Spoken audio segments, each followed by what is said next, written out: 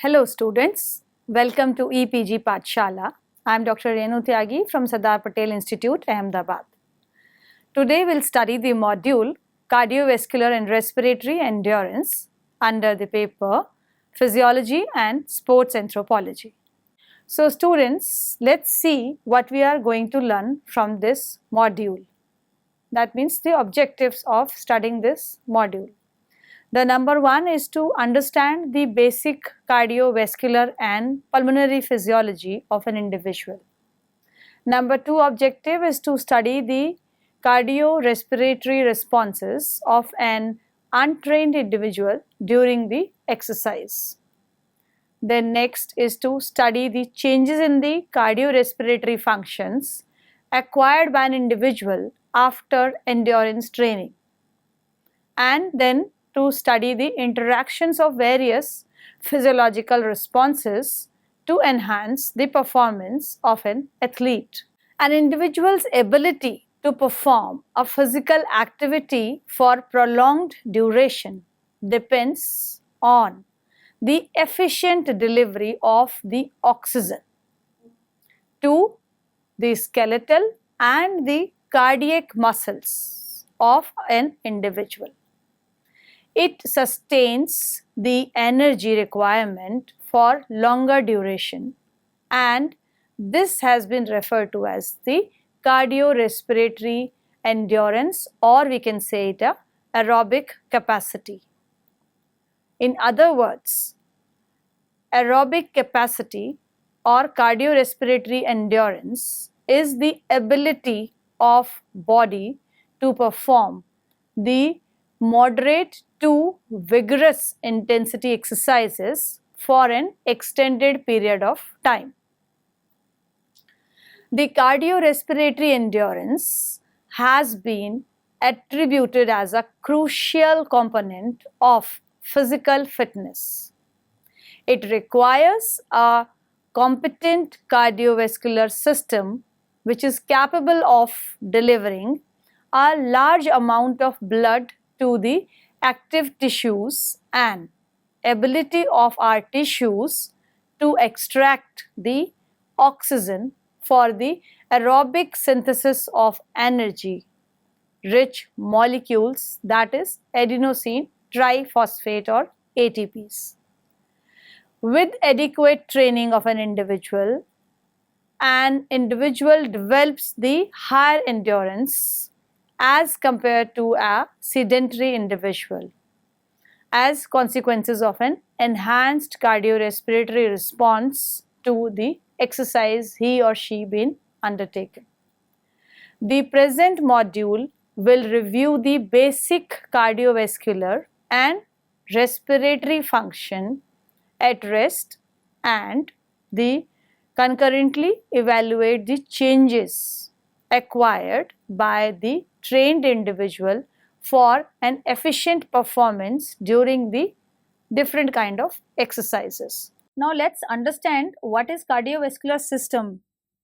The cardiovascular system of human being consists of an interconnected continuous vascular circuit containing the heart, arteries, capillaries and veins. Our heart is a four-chambered organ which consists of atrium, which are two in number, left and right, and ventricles, which are also two in number, that is left and a right ventricle. A thick muscular wall separates the left and the right side of the heart. The arterioventricular valves situated within the heart direct the one-way flow of blood from the right atrium to the right ventricle by a valve called tricuspid valve, and from the left atrium to the left ventricle through a valve called mitral valve or bicuspid valve. At the opening of the right ventricle into the pulmonary artery and left ventricle into the aorta, there are semilunar valves which are called as pulmonary and aortic valve respectively, and they prevent the blood from flowing back into the heart during ventricular contractions. Our arteries conduct the oxygen-rich blood, that is oxygenated blood, to the tissues, while the veins have the major role of conducting the deoxygenated blood flow from the tissues to the organs. The thin capillaries allows the exchange of nutrients, metabolic end products, cell secretions and gases into the body. Now we can all see a cardiac cycle in front of us. What do you mean by a cardiac cycle? A cardiac cycle is the circulation of blood in the body, which is the consequences of repetitive contractions and relaxation of our heart, and it makes a cardiac cycle. A typical cardiac cycle include important three phases, that is number one, diastasis, which can be also called as resting period. Number two is a systolic phase, that is also called as contraction period. And number three is the diastolic phase, which can be called as a relaxation period. Let's begin with the diastasis phase, when the whole heart is completely relaxed. To understand the vicious cycle of blood circulation, the venous blood from the lower and upper part of the body flows into the right atrium through inferior and superior vena cava respectively. Concurrently, oxygenated blood from the lungs flows into the left atrium via pulmonary vein. The atrioventricular valve, that is a wall between an atrium and a ventricle, opens due to pressure difference across the heart chambers, which is a greater blood pressure in atrium than the ventricle, and blood flows freely from the atrium to the ventricle. Meanwhile, the semilunar valve of pulmonary artery and aorta are closed so that blood is not able to leave the ventricles. Then arterial systole allows the filling of ventricles more completely than they would be earlier. Subsequently, ventricular systole increase the pressure in the ventricles and atrioventricular valve close. The closure of these valves correspond to the first heart sound called lub. As soon as the pressure in ventricles exceed then in aorta and pulmonary artery, the semilunar valves open and blood is ejected from the right ventricle into the lungs, while from the left ventricle into the aorta. When ventricle systole is completed, the ventricular diastole begins, during which the intraventricular pressure falls markedly below the pulmonary and aorta. The semilunar valves close and connote a second heart sound called dub. During this relaxation phase, the pressure falls below atrium. The atrioventricular valves open and refilling of the ventricle diastasis phase begins. Now let's understand what are the different cardiovascular dynamics. Though the different component of the cardiovascular system functions independently, their responses to physiological demands are integrated and interdependent. Now we'll discuss the dynamic functions of cardiovascular system, which determines the functional capacity. The different cardiovascular dynamic functions are cardiac output, heart rate, and stroke volume. Cardiac output expresses the amount of blood pumped by the heart in 1 minute. The maximal value reflects the functional capacity of the cardiovascular system. The cardiac output depends on the rate of pumping the blood, that is a heart rate, and the quantity of the blood ejected with each stroke, that is the stroke volume SV. So cardiac output can be computed as the heart rate multiplied with the stroke volume.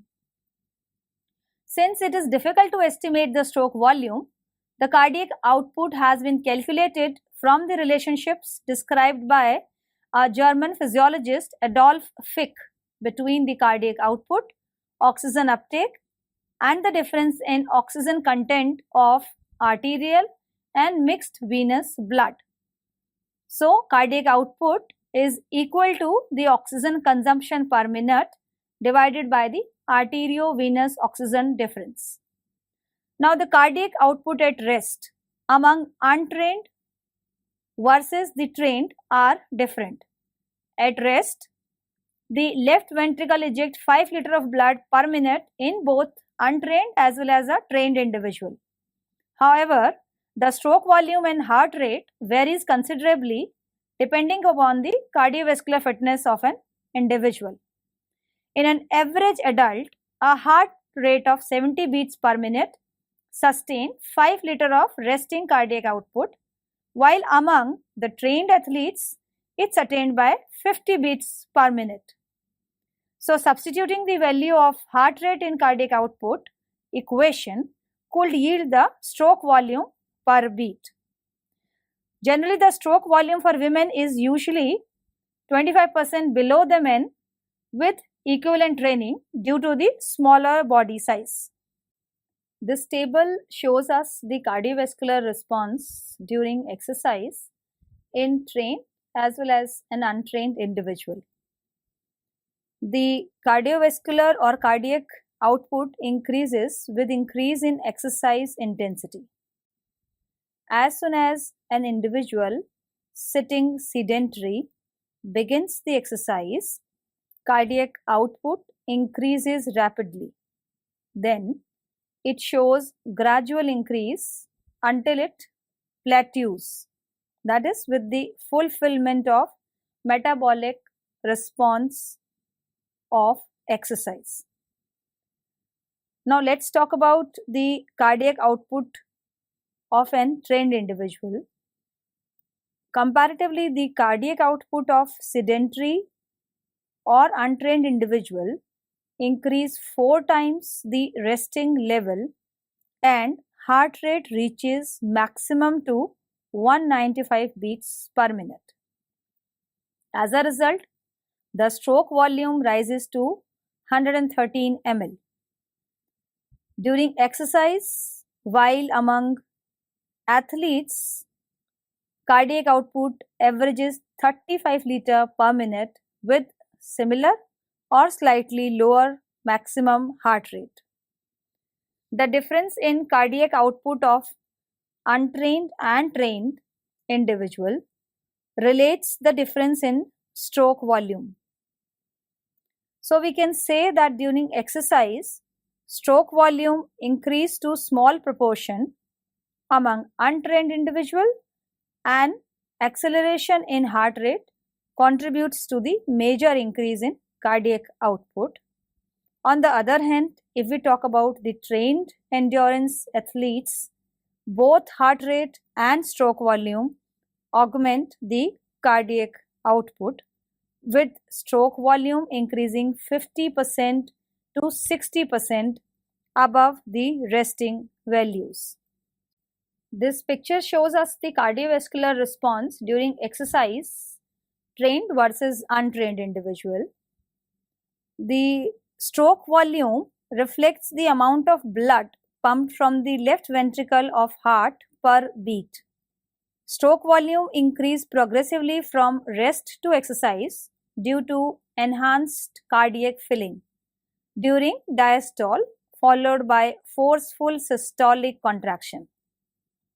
Greater ventricular filling during diastole could be explained on the basis of Frank-Starling law of heart proposed by a German physiologist Otto Frank and British physiologist Ernest Henry Starling. They stated that venous blood returns during exercise facilitate greater cardiac filling which stretch the ventricles and enables ejection of blood more forcefully. In other words, the force of contraction is directly proportional to the initial length of cardiac muscle fiber. An endurance athlete's heart has a considerably larger stroke volume at rest as well as during exercise than an untrained person of similar age. Body position affects the circulatory dynamics. During exercise in supine position or lying down position, cardiac output and stroke volume increases. While in upright or sitting position, gravity resists the return flow of blood into the heart, diminishing the stroke volume and cardiac output. However, in upright exercise with greater intensity, these physiological parameter shows an increase which researchers have attributed to enhanced emptying of ventricles during the systole. This picture shows us the cardiovascular response during exercise among trained and untrained with a change in heart rate. During cardiac cycle, the heart sound resulting from rhythmic contraction and relaxation of cardiac chambers could be heard through a stethoscope placed on the chest wall. These heartbeats correspond to the frequency of cardiac cycle and is expressed beats per minute. Heart rate during exercise among an untrained individual, the heart rate accelerates rapidly with an increase in exercise demand than in a trained individual who experience small increase in heart rate. With endurance training, heart rate for an exercise decrease frequently by 12 to 15 beats per minute. Therefore, a trained individual is able to achieve higher level of oxygen uptake at lower heartbeat than a sedentary individual. This pictorial representation shows us the regulation of cardiac output in an individual during the exercise. As it can be seen that cardiac output is a product of heart rate and the stroke volume. Now we are familiar with the term heart rate and stroke volume. The heart rate and stroke volume during exercise varies.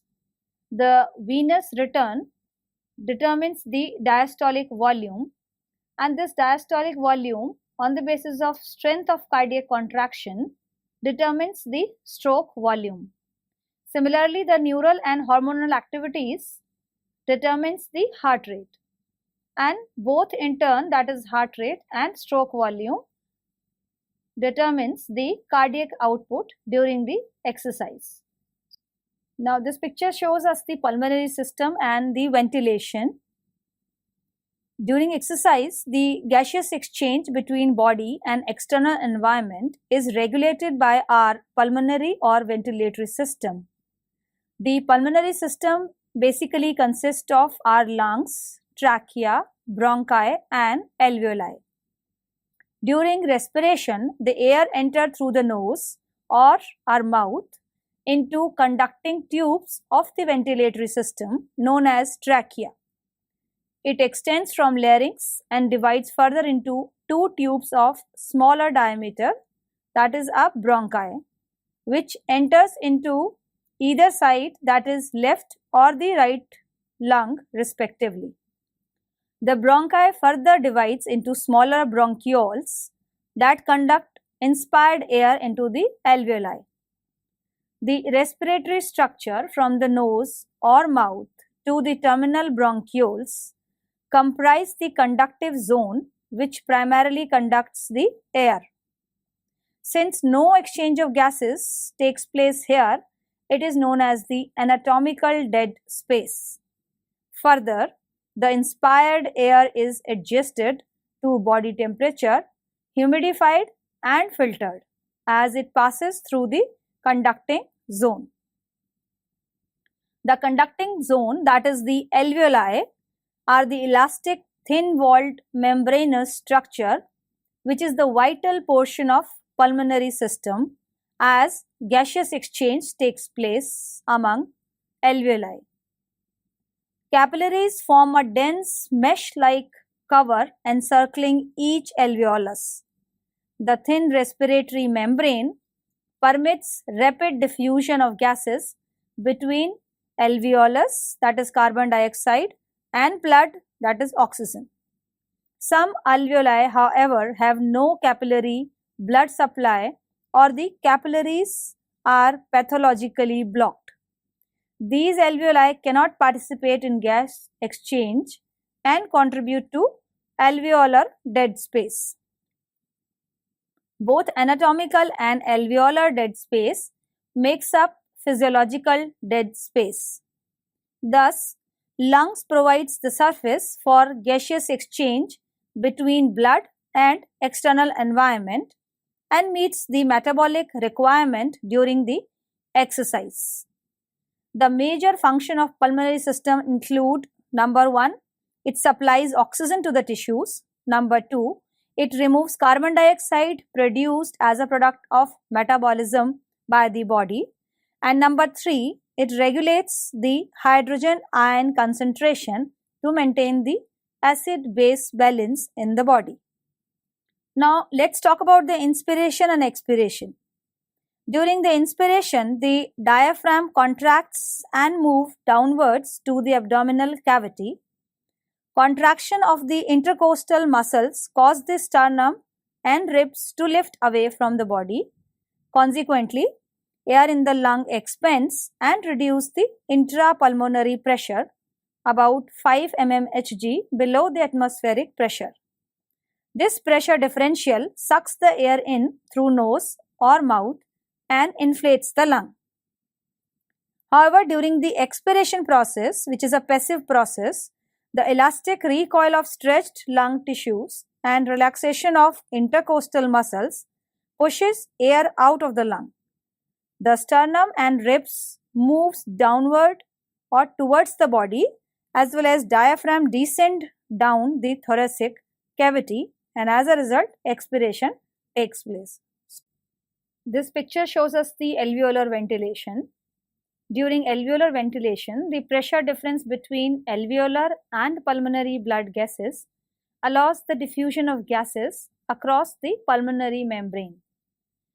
At identical pressure differential, the gas which dissolves readily with plasma would diffuse out into the fluid then which has low solubility. So we can say that solubility of each gas determines the number of molecules that move into or out of a fluid. This picture shows us the various pulmonary functions and capacities. The lung volume can be measured either statically or dynamically using spirometer, a closed circuit apparatus used to measure the volume of air inspired and expired. The static lung functions evaluate the anatomical measurement or air movement independent of time, while the dynamic lung functions measures the airflow and air volume with respect to the time. Let's have a look at different static lung functions and the capacities. The typical lung functions with average values for male and female are presented here in this table, and this graph also shows us different lung functions and the capacities. The lung volume or capacities can be mainly defined as the tidal volume, inspiratory reserve volume, expiratory reserve volume, residual lung volume, total vital capacity, forced vital capacity, inspiratory capacity, and functional residual volume. We can see the average values among males as well as in females, which shows like all the volumes and capacities to be higher among males as compared to the females. This graph shows us the dynamic lung functions. The volume and the speed of air moved in depends on the pulmonary airways resistance to the flow of the air and also the resistance offered by chest and the lung tissues to the change in shape while breathing. The static lung measures of vital capacity may appear to be normal in severe lung disease if not time limit is set to expel the air. Thus, dynamic lung measures such as the percentage of forced vital capacity FVC expired in first second serve as a more useful diagnostic measure. Forced expiratory volume to forced vital capacity as a ratio reflects the expiratory power and overall resistance to the air movement in the lungs. Normally, this ratio averages about 85% of total vital capacity. However, in case of obstructive pulmonary diseases, that is a bronchial asthma, this value often decreases below 40% of vital capacity. Similarly, the maximal voluntary ventilation MVV evaluates the ventilatory capacity during exercise when an individual have rapid and deep breathing. It's recorded for 12 or 15 seconds and then multiplied by 5 to extrapolate the volume that could be ventilated in 1 minute. For a healthy male, it ranges between 140 to 180 liter per minute, while for female, it's 80 to 120 liter per minute. Typically, the MVV range between 35 and 40 times the FEV1. So, the patients with obstructive lung disease achieve only about 40% of the MVV, considered normal for their age and the body size. Let's talk about the pulmonary ventilation and the exercise. At rest, an individual's breathing rate averages about 12 breaths per minute and tidal volume averages about half a liter of air per breath. Considering these conditions, the volume of air breathed each minute is termed as the minute ventilation. So, minute ventilation is breathing rate multiplied by the tidal volume. An increase in either the rate or depth of breathing or both increase the minute ventilation. During an strenuous exercise, the breathing rate in healthy young adult increased to 35 to 45 breaths per minute, while in an athlete up to 60 to 75 breaths per minute. With concurrent increase in tidal volume to 2 liters or more, minute ventilation reaches 100 liters or about 17 times the resting value. In male endurance athletes, ventilations may increase to 160 liter per minute during the maximal exercise. As we have discussed earlier, a portion of air that fills the upper airways structure does not enter the alveoli and participate in the gaseous exchange with the blood. It has been known as anatomical dead space and generally range between 150 to 200 ml. During exercise, the trained endurance athletes maintain adequate alveolar ventilation by increasing the tidal volume as well as the breathing rate. So, the enhanced tidal volume results from the increase in inspiratory reserve volume and decreased end expiratory volume. This picture shows us the oxygen uptake. When an individual performs a physical activity, energy to the muscles is primarily provided by the energy-rich molecule known as the adenosine triphosphate, that is ATP. However, one's ability to produce ATP depends on the consumption of oxygen. Energy metabolism occurring in the presence of oxygen provides the major source of energy transfer, particularly when exercise duration exceeds 2 to 3 minutes. Let's understand the concept of oxygen deficit now. The oxygen deficit can be defined as the quantitative measurement which represents the difference between the total oxygen consumed during exercise and an additional amount that would have been consumed if a steady rate aerobic metabolism occurred immediately at the initiation of the exercise. Oxygen deficit among the trained and untrained individual can be understood with the help of this figure. This figure depicts that both trained and untrained individuals have similar steady rate oxygen uptake during the exercise. Like the cycle ergometer or the treadmill kind of exercise. From this figure, we can make out that a trained individual achieves the steady rate rapidly than an untrained individual and consequently has the smaller oxygen deficit. Now let's understand the concept of MVO2 max, that is maximal oxygen consumption or VO2 max.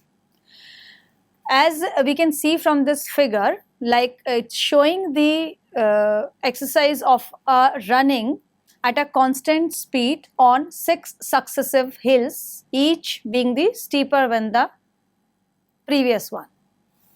In this figure, each successive hill demonstrate the increase in exercise intensity, thereby it's showing us the enhanced energy output and aerobic mechanism.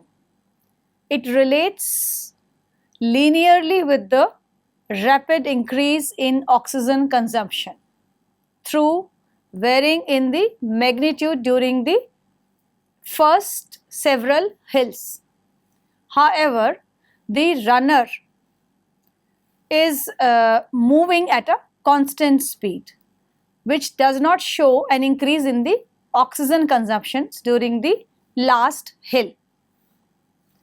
The values on the curve of oxygen consumptions plateaus or it increases only slightly with the additional amount of exercise intensity movement that represents the maximal oxygen consumptions.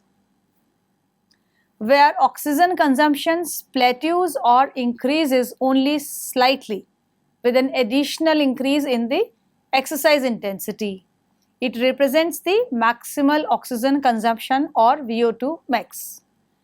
An athlete can achieve an average 62% of large VO2 max than a sedentary individual, almost entirely from the larger stroke volume and cardiac output. Furthermore, an increase in the mitochondrial number, size and enzymes are also related with the enhanced VO2 max. Let's talk about what is oxygen depth. After completion of the exercise, biological processes do not immediately return to the resting level. It depends on the intensity of exercise, whether it's light, moderate or strenuous, as well as the associated metabolic and physiologic processes. In physical activities which require relatively light effort and is performed for the short duration, recovery proceeds rapidly. Whereas in the intense exercises such as running, 1.5 mile race, metabolism requires considerable time to return to pre-exercise level.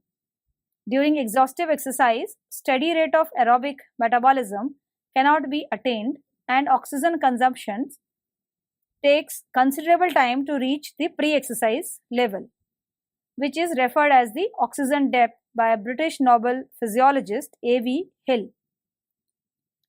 Contemporarily, the term has been replaced with recovery oxygen uptake or excess post-exercise oxygen consumption, that is EPOC, which defines the excess oxygen uptake above the pre-exercise or the resting level in recovery. It equals the total oxygen consumed in recovery until attaining the baseline level minus the total oxygen normally consumed at rest for an equivalent duration. Initially, oxygen uptake declined rapidly and then gradually to the baseline. The characteristic of post-exercise oxygen consumptions curve can be studied as major two components, that is a fast component and a slow component. The fast component in a low intensity exercises, about half of the total recovery oxygen consumption occurs within 10 seconds, with rest of the recovery within several minutes. However, the slow component of the post-exercise consumption curve can be identified as For instance, in a strenuous exercise, the fast component of oxygen recovery is accompanied by a slower component. The reattainment of pre-exercise oxygen consumption level may require 24 hours or more duration. The oxygen uptake after exercise basically meant for the four purposes, that is, it replenishes the high energy phosphate ATPs. Number 2, it allows the resynthesis of blood lactate to glycogen. Number 3, it helps in restoration of oxygen to the blood, tissues and myoglobins. And number 4, attainment of the normal level by physiological functions such as pulmonary and circulatory dynamics. A trained individual has a faster rate of recovery oxygen consumptions as compared to an untrained contemporary exercising at similar or relative exercise intensities. Thereby, training adaptation that facilitate the rapid achievement of steady rate also facilitate our rapid recovery process. So, students, let's summarize what we have learnt in this module so far. Unremitting participation of an athlete in an exercise or sports without any due fatigue requires an aerobic synthesis of energy, that is, with an involvement of the oxygen. The endurance training induces the functional and dimensional changes in the cardiorespiratory system to deliver large quantities of blood to our active muscles, enhance the oxygen utilization to generate energy, that is, the ATP's molecules aerobically. The cardiovascular changes includes the decreased resting and submaximal exercise heart rate, an enhanced stroke volume and cardiac output, enlarged ventricular cavity and expanded VO2 difference, while pulmonary system facilitate an enhanced consumption of oxygen through an increased breath rate, increased tidal volume and increased alveolar ventilation. The enhanced cardiorespiratory functions in response to the physiological and metabolic demand of an exercise allows a trained athlete to perform for a extended or a longer duration.